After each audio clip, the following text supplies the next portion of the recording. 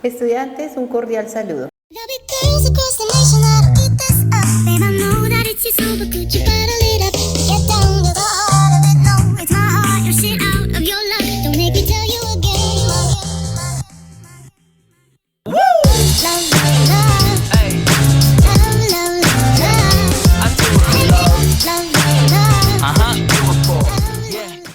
En el día de hoy vamos a trabajar sobre el tema de las normas rectoras del derecho penal. Y para ello tenemos que decir que las normas rectoras son aquellos postulados generales o pautas supremas establecidas por el legislador que constituyen la esencia y orientación del sistema penal colombiano. Estas normas rectoras siempre van a prevalecer por encima de las demás normas e informan asimismo sobre la interpretación que se le debe dar para ser aplicadas en un caso concreto.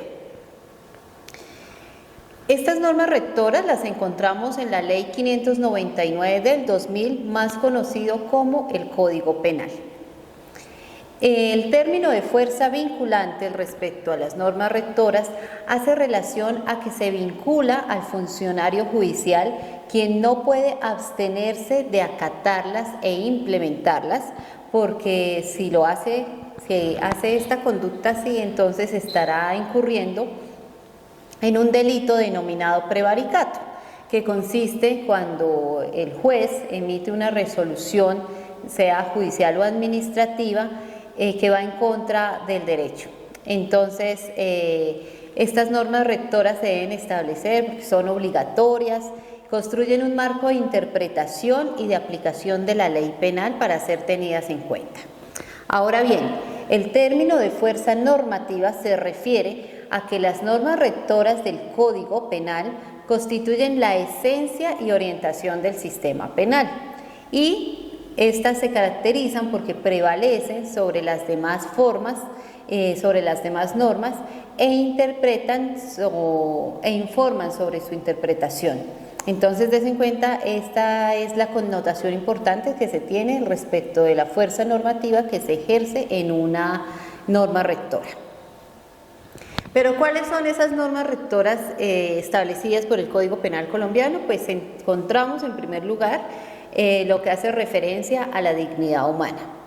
Recuerden ustedes que en derecho constitucional, en el crédito de derecho constitucional, hablábamos sobre la importancia de la dignidad humana para hacer respetar los derechos y las garantías de cada individuo. Y entonces tenemos que decir que el derecho penal se fundamenta en el respeto por la misma, por la dignidad humana, y la dignidad humana es entendida como ese valor inherente al ser humano por el simple hecho de serlo. No es una cualidad que se le otorga a un tercero o que se le otorga a cualquier persona, sino es algo consustancial al ser humano. No tiene condicionamientos por razones de etnia, de sexo, de religión, de raza, de condición social, política, económica. Nada de esto se debe tener en cuenta para ser aplicado y ser respetada esta norma rectora de la dignidad humana. Otra norma rectora de la legislación penal es la legalidad. Y la legalidad es entendida como una garantía sustantiva que delimita el poder punitivo del Estado en todo su alcance. Entonces, en latín encontramos la terminología de nulla poena, nullum crimen sine previa lege poenal, que significa no hay pena, no hay crimen sin una ley previa. Entonces, esto lo que se refiere o a lo que se hace referencia mejor es que nadie puede ser juzgado sino conforme a las leyes preexistentes del acto que se le imputa ante el juez o el tribunal competente y con la observancia de la plenitud de las formas propias de un juicio, de un juicio determinado, ¿no? Dependiendo del proceso que se adelante. Entonces, des en cuenta que este principio de legalidad va muy de la mano con el principio del debido proceso, que se es manejado como un derecho constitucional, ¿no? Como un derecho constitucional y fundamental. Ahora bien, encontramos la norma rectora de la igualdad. La igualdad es entendida como la equivalencia entre las partes que intervienen en un proceso penal. ¿Y cuáles son las partes que intervienen en el proceso penal? Entonces encontramos el Ministerio Público, la víctima, el ofendido, el defensor, el imputado.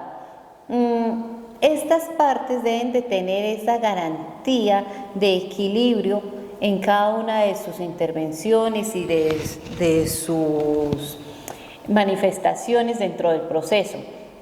Con la finalidad de contar con las mismas oportunidades procesales que la ley ampara. Entonces se refiere a que la ley penal se aplicará a las personas sin tener en cuenta consideraciones de discriminación.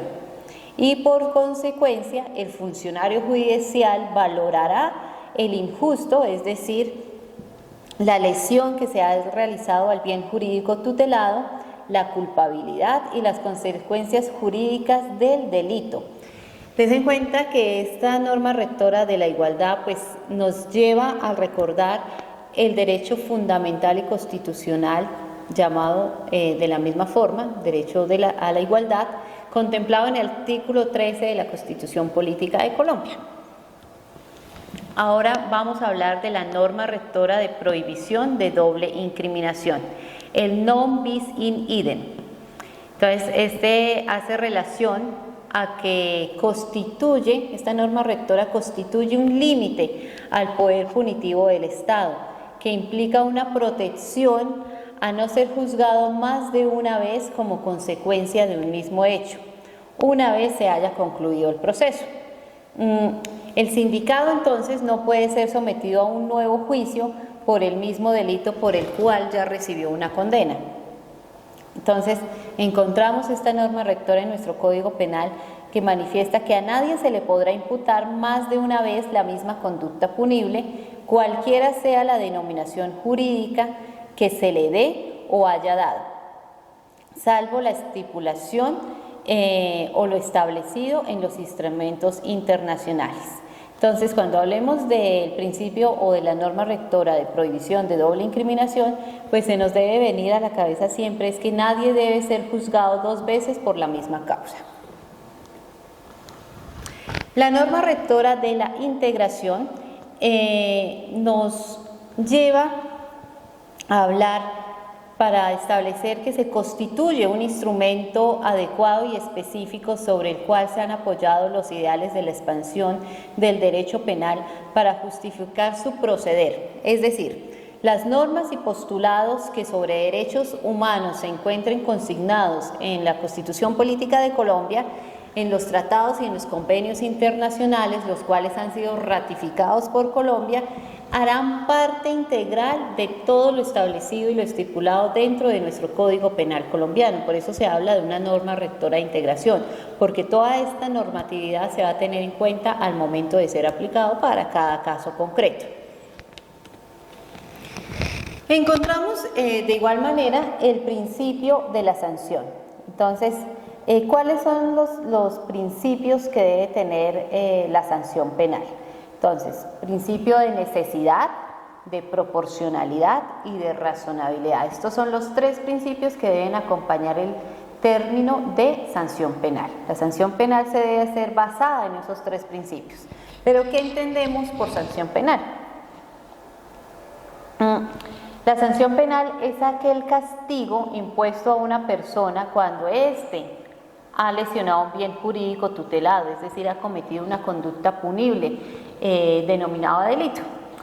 Y se debe entender que entonces su acción ha sido típica, antijurídica y culpable. Una vez concurran estos tres elementos de la tipicidad, la antijuricidad y la culpabilidad, estamos enfrente de un delito o de la vulneración a un bien jurídico tutelado. Entonces, esa es la sanción penal, ¿no? ¿Y cuáles son los principios que se deben tener en cuenta para aplicar esa sanción penal? Pues necesidad, proporcionalidad y razonabilidad, los cuales los vamos a explicar inmediatamente.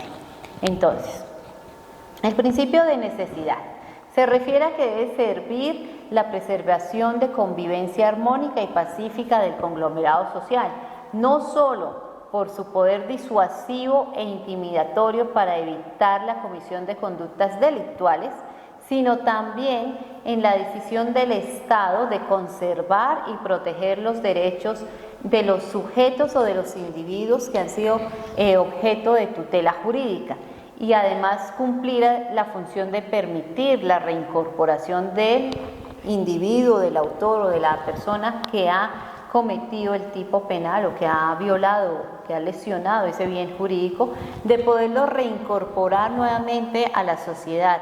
Y es entonces donde entra a jugar un aspecto muy importante cuando la persona que ha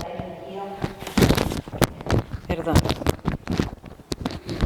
entra a jugar un papel muy importante cuando la persona que ha delinquido va a pagar su condena, y es que cuando esté purgando esa pena, pues se debe llevar a cabo todo un trabajo de resocialización por parte del Estado, donde él pueda educarse, aprender un oficio, estar realizando cosas y conductas aptas para que cuando vuelva a salir a la sociedad, pues sea nuevamente incluido dentro de la misma, ¿no? Entonces ahí des en cuenta que entra un papel muy importante, que es el tema de la resocialización.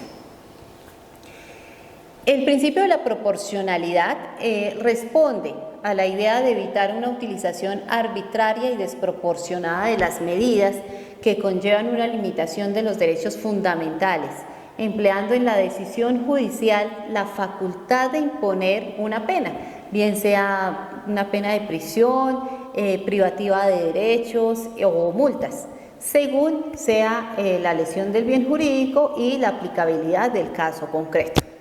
Entonces, la sanción, la pena, el castigo debe ser proporcional al acto cometido por la persona que lesionó ese bien jurídico. Razonabilidad, este es el último principio que nos hace relación a la sanción penal.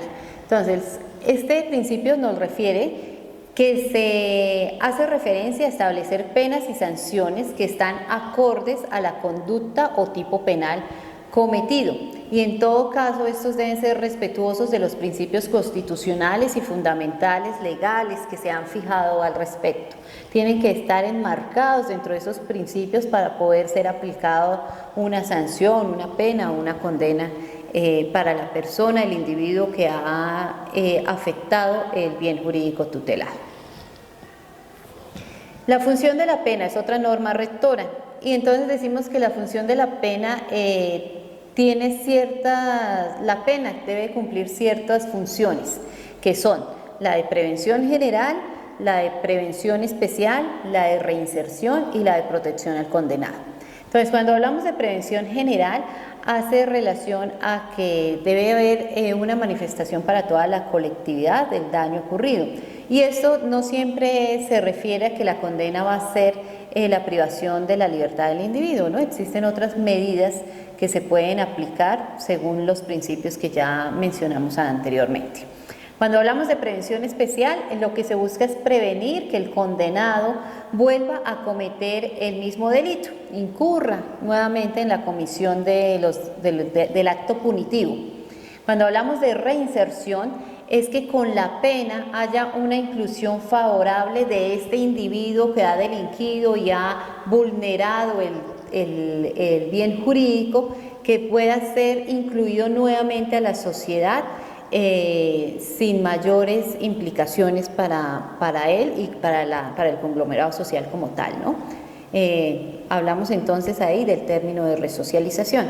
Y protección al condenado, pues obviamente consiste en proteger a las personas que han delinquido, a las personas que han sido objeto de una sanción, de una condena, de amenazas o retribuciones por parte de la víctima o sus familiares por sus actos delictivos, ¿no? Entonces, pues es una garantía más que fundamental, porque independientemente de que las personas hayan cometido un delito, un acto punible, reprochable, pues igual tienen las mismas garantías y los mismos derechos de cualquier otra persona, ¿no? Medidas de seguridad, esta es otra norma rectora y son sanciones complementarias o sustitutivas de las penas que el juez puede imponer con efectos preventivos a la persona que ha incurrido en un delito, teniendo en cuenta obviamente su peligrosidad delictiva, con el objetivo de llevar a cabo su reeducación, reinserción social, y también estas medidas de seguridad son aplicables a las personas que se denominan como inimputables. Las medidas de seguridad entonces pueden ser de protección, de tutela o de rehabilitación, y asimismo por su función se pueden agrupar en medidas terapéuticas, medidas educativas y medidas asegurativas. Las medidas terapéuticas son aquellas que buscan la curación de la gente, son aquellas que tienden a sanar a la persona que ha cometido el delito o ha incurrido en la tipificación del tipo penal. Las medidas educativas son las que pretenden una reeducación del individuo que ha delinquido, y las medidas asegurativas pues son las que se trabajan mediante el programa de resocialización con el fin de que el individuo, una vez haya purgado su condena, pues salga nuevamente a la vida civil, a la sociedad, y se reintegre de la mejor manera con el fin de que no vuelva a seguir delinquiendo. Entonces, con esto damos por terminado todo lo relacionado a nuestro tema de hoy, las normas rectoras. Que tengan un feliz día y muchas bendiciones.